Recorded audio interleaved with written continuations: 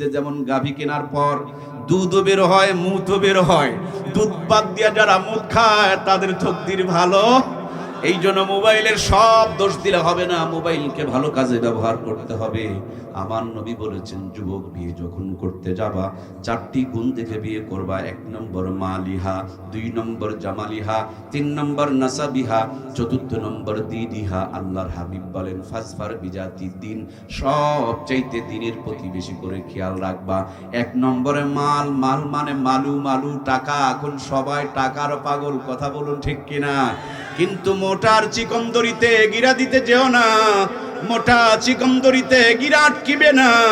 কুফু দেখে বিয়ে করো, জীবনে সুখী হতে পারবা। ও আমার প্রিয় ভাইয়েরা, কোটিপতির মেয়েকে প্রেমের ফাঁদে ফলে বাড়িতে নিয়ে আসতে পারবা, কিন্তু সুখী হতে পারবে না। যেদিন অভাব জানালা দিয়া ঢুকবে সেদিন কিন্তু ভালোবাসা দরজা দিয়া দৌড় মারবে। তখন বিরহের গান গাওয়া লাগবে, এই দুনিয়ায় মন বোঝার চাইতে ভুল বোঝার মানুষ বেশি। এত ভালোবেসেও আমি তার কাছে হইলাম দোষী, এত ভালোবেসেও আমি তার কাছে হইলাম দোষী। এই দোষাদোষীর গান আছে না? না, সে যে দোষ করেছে মোটা সিকন্দরিতে গিরা দিতে গেছে, নিজের দোষটা ধরে নাই।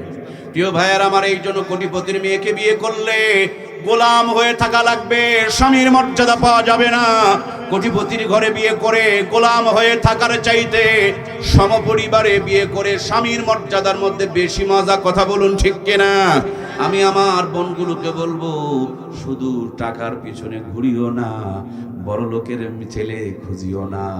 তুমি সুন্দর দেখে একটা নামাজি ছেলে খোঁজো, কোরআন তেলাওয়াত করনেওয়ালা ছেলে খোঁজো, তোমার পরিবারের সাথে মিশে যায়, সম্পর্কটা যেন স্থায়িত্ব হয়, এরকম কুফু দেখে বিয়ে করো। কোটিপতির ঘরে প্রেমের ফাঁদে ফেলে যেতে পারবা, বিবির মর্যাদা পাবা না। কাজের মেয়ের মতন চাকরানি হয়ে থাকা লাগবে, সারা জীবন জ্বলে পুড়ে মরা লাগবে। এই জন্য ইসলাম কত সুন্দর, কত আপডেট। আল্লাহ নবী বলেছেন, কুফু দেখে বিয়ে করো, সংসারগুলো সুখময় বানিয়ে দিবেন কে? 2 নম্বরে নবী বলেছেন, সুন্দর দেখে বিয়ে করো। এক একজনের চোখে এক একজনকে সুন্দর বানিয়েছেন কে? আমি বিয়ে করব, আমার দুলাভাইকে দিয়া বউ পছন্দ করালে চলবে, কারণ দুলাভাইয়ের রুচি আমার রুচি এক না ভিন্ন। এই জন্য যার বউ তাকে দেখতে দাও, জীবন সঙ্গিনীটাকে তার পছন্দ মতন দাও, তার জীবনটা বরকতময় আর সুখময় হয়ে যাবে।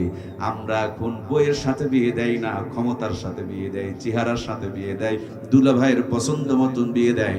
এই জন্য পারিবারিক অশান্তি বেড়ে যাচ্ছে। কথা বলুন ঠিক কিনা? ইসলাম সুন্দর দেখে বিয়ে করতে বলেছেন। এখন আপনারা যদি বলেন যে হুজুর সব সুন্দরগুলোকে বিয়ে করবেন, অসুন্দরগুলো কই যাবে? এক একজনের চোখে এক একজনকে সুন্দর বানিয়েছেন কে? একটা সুদর্শন যুবক কালো একটা মেয়েকে ভালোবাসে। বন্ধুরা বলে, তুমি কি আর কাকে তুমি ভালোবাসো? সে বলে, বোকারে, আমার চোখ দুটো খুলে যদি তোর চোখে লাগানো যেত, তাইলে তুই বুঝতি কালোর ভিতরে কত আলো। সুবহানাল্লাহ বলেন।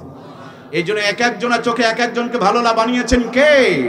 কয়েকদিন আগে মামুনুল হকের একটা বউ, টিকটক মার্কা বউ, কি ভাবে কয় গো, আমার কথা শুনে বুঝতে মনে হচ্ছিল যে এই মাত্র জান্নাত থেকে পালায় আসছে। পরে খবর নিয়ে দেখতেছি মাশাআল্লাহ প্রায় সেঞ্চুরির কাছাকাছি চলে গেছে। যে সমস্ত মেয়েরা আলেমদের বিরুদ্ধে কথা বলে, ইসলামের বিরুদ্ধে কথা বলে, এদের জন্মের সমস্যা, কর্মের সমস্যা, ভালো করে খবর নিয়ে দেখেন, এরা ফেরেশতার মতন কথা বলে, কিন্তু সেঞ্চুরি অর্জন করা মানুষ। কথা বলেন ঠিক কিনা? আল্লাহ জাতিকে এই ভাইরাস থেকে মুক্তি দান করুক। জোরে জোরে বলি আমিন। আপনি যখন বউ দেখতে যাবেন, ঘটককে বলবেন, আমার বউ আমাকে দেখতে দাও, আমি বউ তো দেখতে এসেছি, আমার সামনে লুকাচুরি করে কোনো লাভ নাই, আমার সামনে অজু করতে দাও। অজু করার সময় হাত ধোবে, মুখ ধোবে, যেই পরিমাণ ধোবে ওই পরিমাণ দেখাও জায়েজ আছে, কারণ দেখতেই তো গিয়েছেন। ওখানে গিয়ে নাকের মধ্যে ঘন্টা অত দিলে চলবে না, আপনাকে দেখতে হবে, একে নিয়ে সংসার করবেন আপনি। যদি দেখেন চেহারাটা ফর্সা আর পাগুলো কালো, যুবক ভাইরা বলুন তো এটা অরিজিনাল না কালার করা? আজকে বোঝা যাচ্ছে? বিউটি পার্লার থেকে সাজায়া দিবে পরি, আর গোসল করার পর দেখবেন পেতনি, তখন প্রথম দিন থেকে অশান্তি। কথা বলেন ঠিক কিনা? এই জন্য চেহারা এক মতন, মুখ এক মতন, আর পাহাড় এক মতন। বুঝে নিন এটা ডুপ্লিকেট মাল, কালার করা মাল। এটাকেও কেউ না কেউ নিবে, কিন্তু দেখে শুনে নিয়ে যান, পরে যায় ঝামেলা যেন না হয়। আল্লাহ জাতিকে সঠিক বুঝদান করুক, জোরে বলুন আমিন।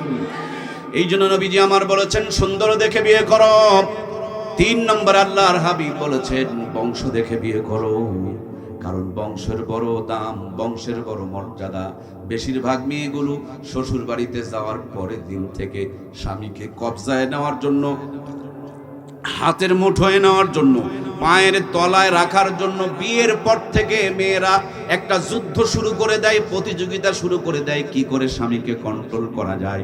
এই জাতীয় মা বোন আছে না নাই? গ্রামের বাড়িতে থাকতে চায় না, শ্বশুর শাশুড়িকে দেখতে পারে না, স্বামীকে খালি ফুসলায় চলো শহরে চলো, এই যন্ত্রণা আমার সহ্য হয়। একটা বারও চিন্তা করে দেখলো না আমার স্বামীকে কে পেটে রেখেছিল, কে কষ্ট করে ডেলিভারি করেছিল, কে বুকের দুধ খাওয়ায় লালন পালন করেছিল, আমার স্বামী বেচারিকে কে স্কুলে নিয়ে গিয়েছিল, কে কষ্ট করে স্বর্ণ সোনা দানা বিক্রি করে তাকে চাকরি নিয়ে দিয়েছিল, ব্যবসায় প্রতিষ্ঠিত করে দিল। 30 বছর ধরে যারা আমার স্বামীর পিছনে জীবন যৌবন কুরবানি করে দিল, বিয়ের পর পর যদি আমি এই স্বামীটাকে আলাদা করে শহরে নিয়ে চলে যাই, এর চাইতে ফকন্নি নিচু বংশের মানুষ আর দুনিয়াতে কেউ হতে পারে না, ঠিক কিনা? এখন দেখবেন পর্দার আড়ালে আমার বোনেরা যারা আছে তারা তো অনেক মন খারাপ করছে, হুজুর কইবেন কোন, কিন্তু এত নোংরা করে কবেন? বাংলাদেশের মেয়েদের কষ্ট কেউ যদি না বোঝে, একমাত্র বোঝনেওয়ালা একটা বক্তা আছে, তার নাম হলো মুর্শিদুল আলম মর্তুজা। আমার মায়েদের খুব কষ্ট ভাই, এটা আপনারা বোঝেন না। মেয়েরা যখন শাশুড়ি হয়, খুব ভালো করে একটু বুঝিয়েন, মেয়েরা যখন শাশুড়ি হয় তাদের বৌমা ভালো হয় না, ওটাই যদি বৌমা হয় তখন ভালো শাশুড়ি, মানে উনি যেটা হবে তার বিপরীতটা কোনোদিন ভালো। বউ হলে শাশুড়ি ভালো হয় না, শাশুড়ি যদি হয় তখন বউ ভালো হয় না। উনি ভাবি হলে পারে ননদ ভালো হয় না, ননদ হইলে ভাবি ভালো। উনি যদি বাড়ির বড় বউ হয় ছোট্টটা ভালো হয় না, আর সে যদি ছোট হয় তখন বড়টা ভালো হয় না। আর 99% মেয়েরা ভালো জামাই মানে ভালো স্বামী। 3-4 জন কইলেন। মেয়েদের একটা কমন ডায়লগ, আমি হই তোমার ভাত খাচ্ছি, নইলে অন্য মানুষ হলে বহু থাকে চলে যেত, বলে না ভাইয়েরা? তার মানে এদের যে কি দুঃখ, কি কষ্ট, কি যন্ত্রণা। মেয়েগুলো যদি বাবার বাড়িতে যায়, ফুসলা ফাসলা মায়ের গলা জড়িয়ে ধরে এই যে কান্নাকাটি করে, আর শুরুক করে নাক টানে আর বলে মা গো মা, তোমার জামাই মোটেও ভালো না। এই গোলাম শুধু মায়ের কথা মতন চলে, যদি মার কথা মতন চলবি তাহলে আমারে বিয়ে করছিস কেন? মাকে বলে মা আমাকে একটা কবিরাজের বাড়িতে নিয়ে চলো না, আমাকে একটা তাবিজ নিয়ে দাও না। বহুত মেয়ে আছে সোনা দানা ইজ্জত পর্যন্ত বিলায়া দেয়, তারপরে স্বামীকে তাবিজ কবজ করে পায়ে নিচে রাখতে চায়। এরকম মা বোন আমার দেশে আছে না? না,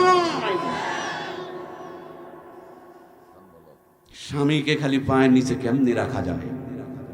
এইদিকে খালাম্মা, তার মানে ছেলের মা, সেও এই বাড়ি যায় ও বাড়ি যায়, চোখ মুছে আর কাঁদে আর বলে একটাই মাত্র আমার ছেলে, যেখান থেকে আসতো মা মা বলে ডাকতো, মা ভাত দাও, মা পানি দাও, মা কাপড় দাও।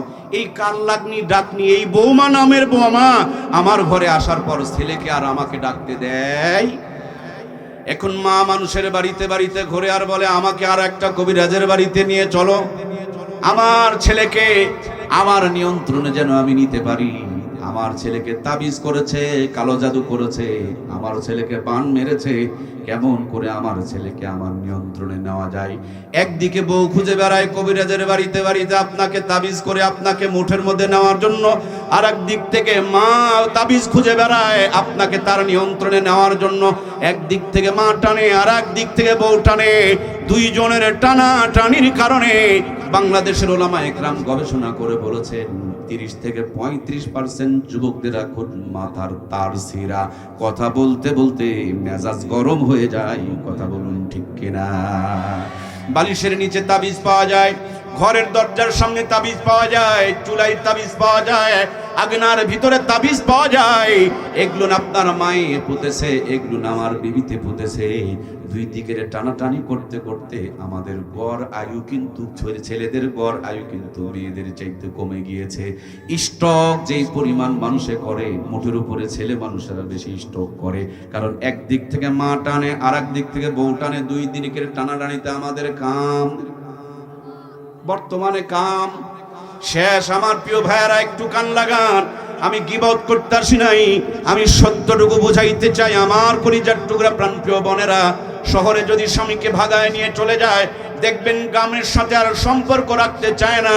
স্বামীর বাবার বাড়ির থেকে যদি মেহমান আসে, দেখবেন মুখ ফুলে যায়, হাত ভারী হয়ে যায়, গায়ে জ্বর শুরু হয়ে যায়, ফ্রিজের গেট খুলতে চায় না। এত যন্ত্রণা ভালো লাগে? মনের কষ্ট নিয়ে যদি একটু রান্না করে, রান্নার পর টেবিলে যখন খাবার রাখে, ঠ্যাস ঠ্যাস করে মারে, তার মানে মেহমানকে সিগন্যাল দেয় বেশিক্ষণ থাকা। ওরা আগে ভাগে খেয়ে নিয়ে চিন্তা করে, হাই রে, যেই ভূমিকম্প চালু হয়েছে রে, অতি তাড়াতাড়ি চলে যাওয়া লাগবে। আল্লাহর বান্দারা খাওয়া দাওয়া করে চলে যায়, কেবল একটু বিছানায় মাথা দিয়েছে আর চিন্তা করতেছে আল্লাহ বাঁচায় দিল। এমন মুহূর্তে গেটের মধ্যে করিং করিং করে শব্দ শুরু হয়ে গিয়েছে। গেট খুলে দেখে তার বাবার বাড়ি থেকে মাত্র 15 জন আসছে। কয়জন? সকালবেলা স্বামীর বাড়ি থেকে আসছিল 3 জন, এখন কত অশান্তি। বাবার বাড়ি থেকে 15 জন, কোনো অশান্তি। একা ঈদের আনন্দ চালু হয়ে যায়, একা সবগুলো মেনটেন করে ফেলে দেয়। ভাইয়ের পাশে দাঁড়ায়া দাঁড়ায়া ভাইকে তুলে দেয় আর বলে, ভাই খাও, 2টা পিস ধরে খাও, তোমার জন্য এত কষ্ট করে রান্না করলাম, তুই তো আমার বাড়িতে আসিস না। আমার কলিজার টুকরা বোন রে, স্বামীর বাড়ির মেহমানকে এক নজরে দেখলা, বাবার বাড়ির মেহমানকে আর এক নজরে দেখলা। এটা হলো মুনাফিকি চরিত্র। এই মুনাফিকি ভিতরে নিয়া তাহাজ্জুদ পরে কপালে দাগ ফেলে দিলেও কোনো কাম হবে? বর্তমানে এই মুনাফিক মার্কা বৌমা কম না বেশি? বৌমার চাইতে বোমাই বেশি। এরা থাকে স্বামীর বাড়িতে আর নেটওয়ার্ক ধরে বাবার বাড়ি। কথা বলছেন না কেন? এখন তো ওয়াইফাই নেটওয়ার্ক, রান্না করে তাও মাকে কলে রাখে। বাবাই ঔষধ খেলো কিনা, মায়ের চিকিৎসা হলো কিনা, ভাইয়ে বাজারে গেল কিনা, কোথায় কি আছে সব পাই টু পাই মনে আছে। ওর বাবার যেন চিকিৎসা হয়, মায়ে যেন ভালো খায়। কিন্তু স্বামীর বাপ মাদের সামনে গড়াগড়ি করতেছে, ওইদিকে কোনো নজর। কিরে, কথা বলছেন না কেন? নজর। নিজের বাপ মা যেন ভাত পায়, স্বামীর বাপ মাকে যারা ভাত দিতে রাজি নাই, বলুন তো দেখি এরা বৌমা না বোমা? জোরে বলতে হবে, এরা বৌমা না বোমা? পর্দার আড়ালে যারা আছে, দেখেন কারো কারো অ্যালার্জি এত বাড়ছে, আগামীকাল আমার 14 গোষ্ঠী তুলে উদ্ধার করে ফেলে দিবে। আর খালাম্মা, ফুবি আম্মা, চাচি আম্মারা এখান থেকে গিয়া যাই নামাজ বিছায়া আমার জন্য দোয়া করবে। বাপের বেটা এসেছিল আমার বাড়িতে, 3টা বোমা আছে, রোগগুলোকে ধরায় নিয়ে গেল। একই জায়গায় বসে বসে খালাম্মারা দোয়া করছে আর ভাবিরা বরদোয়া করতেছে। কিন্তু খালাম্মাদের জন্য দোয়া করে কোনো লাভ নাই, ভাবিদেরই আমার জন্য দোয়া করা দরকার। কারণ ডাক্তারও যদি রোগ ধরে দেয়, ওই ডাক্তারকে ভিজিট দেওয়া লাগে। আমি আমার বোনদের, ভাবিদের রোগগুলো ধরে দিচ্ছি। এরা যদি তওবা করে কবরে যায়, আল্লাহর জান্নাত ওয়াজিব হয়ে যাবে। কথা বলুন ঠিক কিনা? এই জন্য কিয়ামতের দিন আমার খালাম্মা, ফুবি আম্মারা আমার নামে মামলা করতে পারে। মর্তুজা হুজুর গিয়েছিল তার ভাবিদেরকে জাহান্নাম থেকে বাঁচার জন্য তাদের রোগগুলো ধরে দিয়েছিল। কিন্তু আমরা যে তাদের চাচিরা ছিলাম, খালাম্মারা ছিলাম, আমাদের রোগগুলো ধরে দেওয়া হয় নাই। এই জন্য খালাম্মা, চাচি আম্মাদের জন্য কিছু অ্যান্টিবায়োটিক দেওয়ার দরকার। খেয়াল করে দেখবেন, এই খালাম্মা, চাচি আম্মা, ফুবি আম্মা নিজের মেয়ে বাড়ির থাল বাসন সব ভেঙে ফেলে দিয়েছে, কোনো প্রবলেম হয় না। বৌমার হাত থেকে যদি একটা কাপ পড়ে যায়, গ্লাস পড়ে যায়, তখন বাড়িতে ভূমিকম্প কায়েম করে। এরকম খালাম্মা, ফুবি আম্মা, চাচি আম্মা, শাশুড়ি আম্মা আছে না নাই? এগুলো তো ভালো। এটা মুনাফিক। মেয়েকে এক নজরে দেখে, বউকে আর এক নজরে দেখে। বলুন, কথা বলেন, কথা বলেন। মেয়েকে এক নজরে দেখে, বউকে আর এক নজরে দেখে, আবার বুড়া বয়সে এই বৌমার হাত থেকে পা টিপে পেতে আশা করে। পা টিপে পাবেন না, গলা টিপা খাবেন। কথা বলেন ঠিক কিনা? আমি আমার খালাম্মা, ফুবি আম্মা, চাচি আম্মাদের অনুরোধ করে বলতে চাই, একটু কান লাগান। অনেক খালাম্মা জায়নামাজে বসে তাহাজ্জুদ পড়ে জামাইয়ের জন্য দোয়া করে, আল্লাহ আমার জামাইটারে জান্নাত পার করে দাও। কেন জামাইকে জান্নাত পার করে দিতে চায় জানেন? জামাই বউ বেটির কথা মতন চলে, তার মানে জামাই বউয়ের কথা মতন চলে। কিন্তু ছেলে আছে, ছেলের নাম মুখে নেয়, জামাইয়ের প্রতি মহা খুশি, জামাইকে জায়নামাজে বসে জান্নাত পার করে দেয়, ছেলের নামটা মুখে নিতে চায় না। দুইজনার অপরাধ হলো একইটা, জামাইও বউয়ের কথা মতন চলে, ছেলেও কয় না ছেলেও বউয়ের কথা মতন চলে, কিন্তু জামাইয়ের বউটা তার মেয়ে, এই জন্য জান্নাত পার করে দেয়। ছেলের বউটা তার মেয়ে নয়, অন্য কারো মেয়ে, তার জন্য অনেক শাশুড়ি খালাম্মার অ্যালার্জি, চুলকানি বেড়ে যায়। এরকম খালাম্মা আছে না নয়? আগামীকাল সৈয়দপুর থেকে বিমানের টিকিট করে যদি মেয়েকে নিয়ে কক্সবাজার জামাই যায়, দেখবেন এই বাড়ি ওই বাড়ি সেই বাড়িতে যায় আর সুনাম করে বেড়ায়, তাহাজ্জুদ করে দোয়া করে, একখান জামাই পাইছি, আল্লাহ জান্নাত পার করে দাও, মরার আগে জান্নাত দিয়ে দাও। কিন্তু ছেলে যদি বউকে নিয়ে যায়, দেখবেন অনেক খালাম্মার, শাশুড়ি আম্মার অ্যালার্জি, চুলকানি বেড়ে যায়। কিয়ামতের দিন এদের অ্যালার্জি, চুলকানি ফেরেশতারা ঠিক মতন সাইজ করে দিবে। কথা বলেন ঠিক কিনা? এই জন্য খালাম্মা, ফুবি আম্মা, চাচি আম্মা গুলোকে বলতে চাই, মুনাফিক হয়ে কবরে যেন না। ছেলের বউকে মেয়ের ভালোবাসা দাও। তোমার মেয়ে মানুষের বাড়িতে থাকবে, এসে বুড়ো বয়সে তোমার সেবা যত্ন করতে পারবে না। এখনই ভালোবাসা দিয়া কবজায় নিয়ে নাও, পুতুল বানায় নাও, পোষ মানায় নাও, যাতে করে বুড়ো বয়সে তোমার আমার সেবা যত্ন বাড়ায় দেয়। এই জন্য মূল কথা হলো, সব জায়গাতে যদি নবীর সুন্নত থাকে, প্রত্যেকটা জায়গাতে রহমত আর বরকত নাজিল করবেন কে? নবীজি বলেন, চারখান গুণ দেখে বিয়ে করো, ফাজফার বিজাদ্দিদ দিন, সব চাইতে দিনের প্রতি খেয়াল রাখো। সব আছে, ভিতরে দিন নাই, ওইটাকে বাদ দিয়ে দাও। কিছুই নাই, ভিতরে দিন আছে, ওইটাকে ঘরে নিয়ে আসো।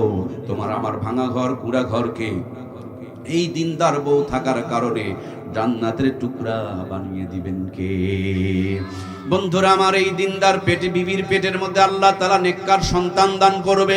এই সন্তান যখন দুনিয়াতে আগমন করবে, নবীর সুন্নত তরিকায় ডান কানে আজান দাও, বাম কানে ইকামত দাও। কেন ডান কানে আজান আর বাম কানে ইকামত দেওয়া লাগবে? আমাদের বাচ্চাগুলো জন্ম হওয়ার পর ছোট্টবেলাতে দেখবেন আমাদের বাচ্চাদেরকে টিকা দেওয়া লাগে। কেন টিকা দেওয়া লাগে? আগে যদি টিকা দেওয়া যায়, পরে আর ওই রোগগুলো হওয়ার সম্ভাবনা নাই। মুসলমানের ঘরে জন্ম নিয়ে অনেকে এখন নাস্তিক হয়ে যাইতেছে, নাস্তিকের মতন কথা বলতেছে। আমার আপনার ছেলে মেয়েগুলো যেন নাস্তিক না হয়, এই জন্য জন্মের পর সুন্নত তরিকারে টিকা দেওয়ার দরকার আছে না নাই? আপনার আমার ছোট্ট বাচ্চাগুলোকে ছোট্টদের টিকা দেওয়া হয়, কারণটা হলো এই টিকা যখন দিবেন, বডির মধ্যে এমন একটা ইমিউনিটি শক্তি তৈরি হবে, পাওয়ার তৈরি হবে। এই ইমিউনিটি শক্তি আর পাওয়ার তৈরি হওয়ার কারণে আপনার আমার সন্তানকে 6টা রোগ থেকে যেমন এই টিকার কারণে আল্লাহ তাআলা বাঁচায়া দিবে, তেমনি ডান কানে আজান আর বাম কানে ইকামত যখন দুনিয়াতে আসার পর ঢুকবে, ওই সন্তানদের মাথার মধ্যে কেউ আর শয়তানি ভূত ঢুকাইতে পারবে না, নাস্তিক বানাইতে পারবে না। বেশিরভাগ বাচ্চাগুলো সিজার করে হাসপাতালে বের করা হয়, ডান কানে আজান বাম কানে ইকামত পড়ে না। এই জন্য মুসলমানের ঘর থেকে এখন নাস্তিক মার্কা সন্তান পয়দা হচ্ছে। কথা বলুন ঠিক কিনা? কিছুদিন আগে একজন বেয়াদব বলছিল, ফজরে আজান যখন শুনি মনে হয় বেশ্যা তার খরিদ্দারকে ডাকছে। জোরে বলুন নাউজুবিল্লাহ। বন্ধুরা আমার, আমি পরবর্তীতে চিন্তা করে দেখেছি এত নোংরা কথা বললো কেমনে। হিসাব মিলিয়ে দেখেছি কিছু কিছু বাচ্চা পতিতালয়ে জন্ম নেয়, যাদের জন্মের পর ডান কানে আজান বাম কানে ইকামত হয় না। ওরা তো পতিতালয়ে জন্ম নিয়েছে, প্রথমে পতিতার আওয়াজ কানে ঢুকেছে, এই জন্য মৃত্যুর আগ পর্যন্ত ওই আওয়াজই তার মেমোরিতে বাজতেছে। আর একজন বেয়াদব বলল, আমার কাছে আজানের চাইতে কাউয়ার আওয়াজ ভালো লাগে। আমি চিন্তা করলাম, কাউয়ার সাথে তুলনা করলো কেন? কিছু কিছু বাচ্চা বাজে ভাবে অবৈধ পন্থায় জন্মগ্রহণ করে, ওদেরকে ডাস্টবিনের কিনারে ফেলে দিয়ে আসা হয়। হয়, তখন দেখবেন জন্মর পর ডান কানে আজান, বাম কানে একামত ঢুকে নাই। ডাস্টবিনের কিনারে কাউয়া ছিল, কাউয়ার আওয়াজ তার প্রথমে কানে ঢুকেছিল, এই জন্যই মেমোরিতে তার ওই আওয়াজটা বাজতে আছে।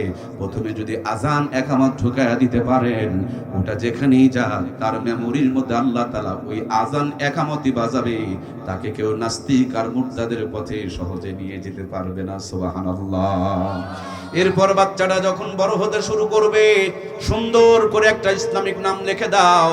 লালটু বল্টু কালটু মন্টু রাখিও না, মুসলমানের সন্তানের নাম রাখো সুন্নতি নাম। আব্দুর রহমান, আব্দুল্লাহ, আবু বকর, ওমর, উসমান। কিয়ামতের দিন আমার আল্লাহ তাআলা যখন আব্দুল্লাহ বলে ডাক দিবে, সমস্ত আব্দুল্লাহ গুলো উঠে দাঁড়ায় যাবে। আল্লাহ বলবেন, আমি এক আব্দুল্লাহরে ডাক দিলাম, এতগুলো আব্দুল্লাহ দাঁড়িয়ে গেলা কেন?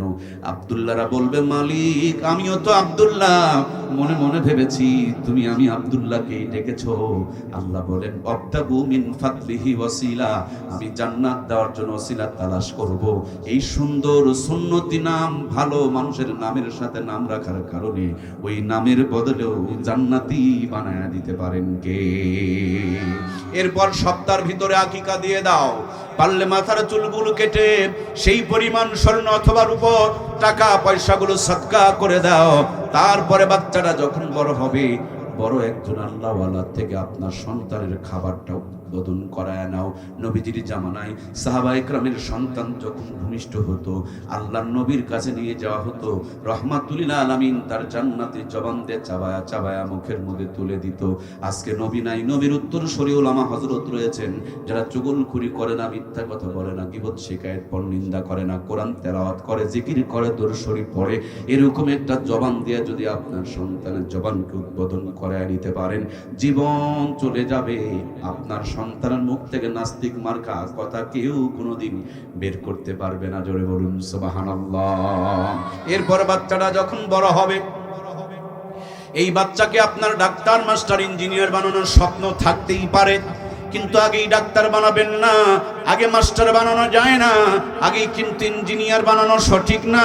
কারণ আমরা যখন বিল্ডিং বানাই, বিল্ডিং বানানোর আগে ইট বানাই। আমরা যখন রাস্তা বানাই, রাস্তা বানানোর আগেই কিন্তু ইট বানাই। আমরা যখন ব্রিজ বানাই, ব্রিজ বানানোর আগে ইট বানাই। তার কারণে বিল্ডিং টিকে, রাস্তা টিকে, ব্রিজ টিকে। এই জন্য ইমানদার বানায় নিতে হবে আগে। এই যে মাটি, যেই মাটির উপরে বসে আছেন, এই মাটিকে খাঁটি বানায় নিতে হবে। তারপরে ইট বানায় নেওয়ার পর ব্রিজ, বিল্ডিং, রাস্তা যেমন বানানো যাবে। গরুর পেট থেকে জন্ম নিলে গরু হবে, মানুষের পেট থেকে জন্ম নিলে সবগুলো মানুষ হবে না, কিছু কিছু মানুষও হবে, কিছু কিছু অমানুষও হবে। মানুষ যেন অমানুষ না হয়, মানুষকে জান্নাতি মানুষ বানানোর জন্য কোরআনুল কারীম নামক এই সিম কারখানা দান করেছেন কে? যত দামি মোবাইল ফোন কেনেন না কেন, সিম না ঢুকালে কথা হবে না, নেটওয়ার্ক ধরবে না। আমরা তোমার হাওয়ার সন্তান, ওই আদম আর হাওয়ার পৃষ্ঠ দেশ থেকে দুনিয়াতে এসেছি। দুনিয়াদারি শেষ করে আবার জান্নাতে ফিরে যেতে হবে। শয়তান কিন্তু ধোঁকা দিয়া জাহান্নামে নিয়ে যেতে চায়। মোবাইল কোম্পানিওয়ালা মোবাইল বানিয়ে যেমন সিমের ব্যবস্থা করেছেন, আমার আল্লাহ মানুষ বানিয়ে মানুষকে জান্নাতের নেটওয়ার্ক ধরানোর জন্য কোরআনুল কারীম নাজিল করেছেন। ও মুসলমান, তোমার সন্তানকে যা বানাবা বানাও, প্রথমে একটু তেলাওয়াতের মধ্য দিয়া 3টা বছর বেশিও যদি না পড়ো, নুরানি মাদ্রাসায় পড়ায়া খালি ইমানদার বানায় নাও। জাপানে পাঠাও, জার্মানে পাঠাও, লন্ডনে পাঠাও, ব্রিটেনে পাঠাও, নাস্তিকের মাঝে থাকবে, ইমান হারা হবে না। ওদের মাঝে দাওয়াত দিয়া বেঈমানগুলোকে ইমানদার বানায় ফেলবে। কথা বলুন ঠিক কিনা? আর ভিতরে যদি কোরআন না দিতে পারো, মুসলমানের ঘরে জন্ম নিবে, নাস্তিকের মতন কথা বলবে, দাঁড়িয়ে প্রসাব করবে, বউ বাচ্চাকে পাতলা কাপড় পরায়া পরায়া মার্কেটে নিয়ে নিয়ে ঘুরবে, মাঝে মাঝে স্লোগান দিবে, হুজুরের চামড়া তুলে নিব আমরা। অথচ ওই হুজুর যদি তার বাবার সাথে মায়ের বিয়া না পড়াইতো, বলুন তো দেখে, এটা ভালো জাদা হইতো না হারাম জাদা? রে ভাই, কথা বলছেন না কেন রে ভাই? হুজুর যদি আমার বাবার সাথে মায়ের বিয়া না পড়াইতো, বলুন আমি ভালো জাদা না হারাম জাদা? এই বেয়াদবগুলো একবারও চিন্তা করলো না। আমার বাবার সাথে মায়ের বিয়ে পড়ায়া আমাকে হালাল জাদা বানিয়েছে এই হুজুরেরা। ডান কানে আজান, বাম কানে একামত দিয়েছে এই হুজুরেরা। এক্ষুনি যদি মারা যায়, বলুন তো দেখি, হুজুর ছাড়া তার গোসল দেওয়ার কি কেউ আছে রে ভাই? সুন্দর করে কাপড় খুলে নিয়া চকলেট মুড়ি দিয়া হুজুরের ঘাড়ে চড়িয়া কবরের দিকে যায় আর দোয়া পড়ে, কবরে নামায় আর দোয়া পড়ে, বিসমিল্লাহি ওয়া আলা মিল্লাতি রাসূলুল্লাহ। এটা তোমার নানা বাড়ি নয়, মরার আগ পর্যন্ত হুজুরের পাছায় বাঁশ দিবা, আর মরার পর হুজুরের ঘাড়ে চড়ে জান্নাতে চলে যাবা। কবরে গেলে গুতান গোসান ধরায় আছে না না? ওয়াজ কি বোঝা যাচ্ছে বাবা? এগুলো ওয়াজ না রে ভাই, এটার নাম হলো ওয়াশ। নো ওয়াজ, ওয়াশ ওয়াশ ওয়াশ বোঝেন না? এই পরিষ্কার পরিষ্কার ভাইরাস মুক্ত করে। কষ্ট হচ্ছে না তো? আবার এই থানার নাম কি জানো? পীরগঞ্জ থানা। দুইটা আসামি ধরা পড়েছে, একটু গল্প করে নেই, হাফসিয়ে গিয়েছি তো 2 মিনিট গল্প করে নেই। 2টা আসামি ধরা পড়েছে, একটা চোর আর একটাও চোর, কিন্তু একটা চোর ভদ্র চোর, পেটের দায়ে চুরি করছে। পুলিশে ধরছে, বলছে স্যার সরি, ক্ষুধার যন্ত্রণায় চুরি করছি স্যার। পুলিশে 2 চর দিয়ে খেদাই দিয়ে, যা বেটা যা, জিন্দেগি তার চুরি করবি না, যা, এগুলো ভালো না, চুরি করা ভালো না, ওকে ছেড়ে দিয়েছে। আর একটা চোর শুধু না, এ বেটা বাট পারো, পুলিশকে উল্টা চোখ বের করে বলে, এই পুলিশ তুই কি আমারে চেনস? পুলিশ কয় কে আপনি? বলে আমি প্রধান উপদেষ্টার বড় ভাই। মানে ওনার বয়স তো 86-87 বছর, ওনার বয়স আরো 2-3 বছর বয়স বড়। সেই জন্য সে হাদিসের প্রতি আমল করছে। আল মুসলিম আখুল মুসলিম, মুসলমান মুসলমানের ভাই। ইউনুস তো মুসলমান, তাই না? উনি ওই সূত্রে বলছে প্রধান উপদেষ্টার বড় ভাই। পুলিশ বলতে কথা তো একবার মাথায় তাকায়, আর একবার পাছায় তাকায়, আর একবার জুতায় তাকায়, চেহারার সাথে কথার কোনো মিল। মাথায় তাকায় দেখে চুলগুলো জট ধরে গেছে, ঠোঁটে তাকায় দেখে গাঁজা টানতে টানতে একেবারে ঠোঁটগুলো কুকুরের পিছন চাইতে বেশি কালো বানায় ফেলছে। শরীর থেকে একবারে ভোকরা পাঠার চাইতে বেশি দুর্গন্ধ বের হচ্ছে। আর ফেন্সি খেতে দেখেছে পাছার থেকে প্যান্ট খুলে অর্ধেকটা নিচের দিকে ঝুলে আছে। পায়ের দিকে তাকায় দেখে পাও ফাটা। পুলিশে চিনে ফেলে দিয়েছে, বেটা চোর শুধু না, এটা বড় বাটপারও। পুলিশে কয় এত বড় নেতা, রাস্তায় ছেড়ে দেওয়া যাবে না, চলেন থানায় নিয়ে কিছু আপ্যায়ন করে আপনাকে বিদায় দিতে চাই। উনি থানায় যাইতে রাজি। পিস্তলটা উল্টা দিকে ধরে কেবল পাছার মধ্যে 2টা লাগাইছে, আস্তে করে গাড়িতে চড়ছে। এবার গাড়ির থেকে নামতে চায় না, কানে মসুর দিয়েছে, এবার গাড়ির থেকে নামছে। থানার ভিতরে ঢুকতে চায় না, কান বরাবর 2টা চর লাগাইছে। এবার ছোট্ট একটা ঘরে ঢুকেছে, একটা চেয়ারে বসতে দিয়া, চোখে হালকা করে গামছার বাঁধন দিয়া, হাত 2টাকে পিছনে নিয়া, 1.5 হাত কি যেন একটা পাওয়া যায়, কিরে ভাই কন্যা গো, কি নাম কি নাম? এই 1.5 হাতে লাঠিটারে দিয়া কেবল ঠ্যাঙের গিরায় 2-4টা লাগাইছে। ভর ভর করে জীবনের যত আকাম কুকাম সব বলতে শুরু করে দিয়েছে। ও ময়না রে, বাংলাদেশের পুলিশ ঠ্যাঙের গিরায় বসান দিয়া সব বের করতে পারে। তুমি যে তোমার বউকে মোটর সাইকেলে চড়ায়া গোটা পীরগঞ্জ ঘুরাইয়া ঘুরাইয়া জেনারা দাওয়াত দিছ, এটা তো আল্লাহর ফেরেশতারা বের করা পারবে না। জমির আল ঠেলছেন, ওইটা পারবে না। হজে যাওয়ার আগে মেয়ের জমিটা ছেলের নামে লিখে দিয়ে মিসায় ফাঁকিবাজির দোয়া করার জন্য ষড়যন্ত্র করেছেন, এইটা কি বের করতে পারবে না? মুসলমানের ঘরে জন্ম নিয়ে নাস্তিকের পক্ষে সাপোর্ট দিয়েছেন, এইটা কি আল্লাহর ফেরেশতারা বের করতে পারবে না? আমার কলিজার টুকরা প্রিয় ভাইরা, বাংলাদেশের পুলিশ ঠ্যাঙের গিরায় বসান দিয়া যদি সব তথ্য বের করতে পারে, আমার আল্লাহর ফেরেশতারা ঠ্যাঙের গিরায় বসান দিয়া তার চাইতে বহু তাকে তথ্য বের করে ফেলে দিতে বের করে ফেলে দিবে। এই জন্য মরতেই যদি হয়, কবরে যেতেই যদি হয়, চকলেট মুড়ি দিতেই যদি হয়, নবীর সুন্নতের দলে যোগ যদি দিতেই হয়, এটা মরার আগে যোগ দিতে হবে। মরার পরে ফাজলামি করে কোনো লাভ। মরার আগে নবীর সুন্নতের দলে আজকের ফজর থেকেই 5 ওয়াক্ত নামাজের মাধ্যম দিয়া যোগ দিতে চাই। কে কে রাজি? 2টা হাত তুলে আমার আল্লাহকে দেখাই, লিল্লাহে তাকবীর। আয় আল্লাহ, তোমার নবীর খাঁটি উম্মত হতে চায়, তুমি আমাদের কবুল করে নাও। জোরে জোরে বলেন আমিন। এইভাবে একটু হাতগুলো নাড়া দেন, লিল্লাহে তাকবীর। দুনিয়ার মুসলিম, আল্লাহ আমাদের সকলকে কোরআনের পক্ষে, ইসলামের পক্ষে, নবীর সুন্নতের পক্ষে কবুল করুক। আমরা সবাই বলি আল্লাহুম্মা আমিন। আমার সম্মানিত প্রাণপ্রিয় ভাইয়েরা, আল্লাহ তাবারক তাআলা আমাকে 16 বার পবিত্র হজে নিয়েছেন। এবার 17তম হজের প্রস্তুতি চলছে আলহামদুলিল্লাহ। শতাধিকবার আল্লাহ তাআলা পবিত্র উমরার সফরে নিয়েছেন। আগামী রমজানও যাব ইনশাআল্লাহ। আমি মুসাফির হালতে বহু দূর থেকে গতকাল ময়মনসিংহ মাহফিল করে সারা রাত এসেছে, আবার আপনাদের খেদমতে পৌঁছেছি। একটা মানুষও আমার সঙ্গে দোয়া না করে যাবেন না, এইটুকু কি আমাকে একটু ওয়াদা দিতে পারেন আপনারা ইনশাআল্লাহ? তাহলে আমি আরো কিছু কথা শোনাবো আপনাদেরকে। একসাথে আমরা মোনাজাত পর্যন্ত আছি তো ইনশাআল্লাহ? শুধু মোনাজাত পর্যন্ত নয়, আল্লাহ যেন একসাথে জান্নাতে কবুল করে নেয়, আমরা পড়ি আল্লাহুম্মা আমিন। আমি আল্লাহর ঘরে চাদর ধরে নবীজি রওজার পাশে মিনা মুজদালিফা আরাফার প্রান্তরে আপনাদের জন্য মন প্রাণ ভরে দোয়া করব, আল্লাহর সকলকে যেন একসাথে জান্নাতে কবুল করেন, আমরা পড়ি আল্লাহুম্মা আমিন। দুহাত ভর্তি যেন কামায় রোজগারে ভরপুর আল্লাহ বরকত দিয়ে দেয়, আবারও বলুন আমিন। এই তো পাশেই আমাদের প্রাণপ্রিয় বাবা মা, নানা নানি, দাদা দাদিরা ঘুমিয়ে রয়েছেন, তারা আপনার আমার মুখের দিকে তাকিয়ে আছেন। তাদের জন্য চোখের পানিগুলো এই জমিনে ছেড়ে দিয়ে দোয়া করব, আল্লাহ তাদের কবরগুলোকে যেন জান্নাতের টুকরা বানিয়ে দেয়, আমরা পড়ি আমিন।